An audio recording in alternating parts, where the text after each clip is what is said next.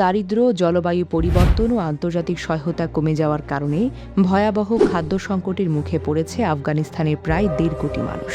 জাতিসংঘের বিভিন্ন সংস্থা সতর্ক করে জানিয়েছে, দেশটিতে লাখ লাখ মানুষ প্রতিদিন না খেয়ে বা অর্থাহারে দিন কাটায়। বিশেষ করে নারী, শিশু ও গ্রামীণ জনগোষ্ঠী সবচাইতে বেশি ঝুঁকির মধ্যে রয়েছে।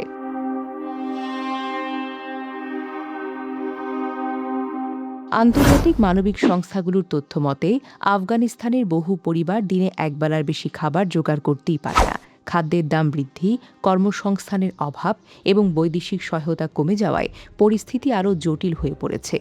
দীর্ঘদিনের সংঘাতের কারণে কৃষি উৎপাদনও মারাত্মকভাবে ক্ষতিগ্রস্ত হয়েছে। অনেক কৃষক খরা ও পানির সংকটের কারণে জমিতে ফসল ফলাতেই পারছে না।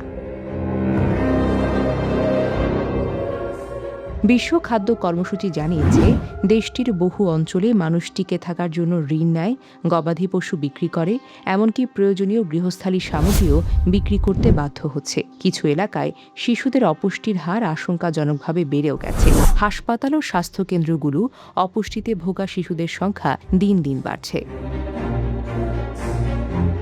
বিশেষজ্ঞরা বলেন, আফগানিস্তানে অর্থনৈতিক স্থবিরতা ও ব্যাংকিং সংকট মানবিক বিপর্যয়কে আরও বেশি তীব্র করেছে। আন্তর্জাতিক নিষেধাজ্ঞা ও রাজনৈতিক অনিশ্চয়তার কারণে বিদেশি বিনিয়োগ ও সহায়তা যেন কমেই গিয়েছে। ফলে সাধারণ মানুষের জীবনযাত্রা ক্রমেই আরও বেশি কঠিন হয়ে পড়েছে।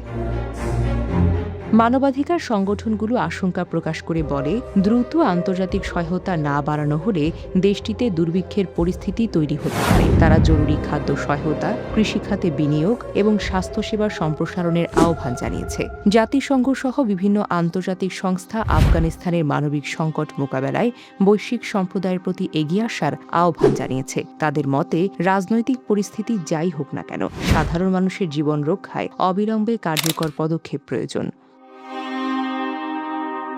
Desk report, recap news.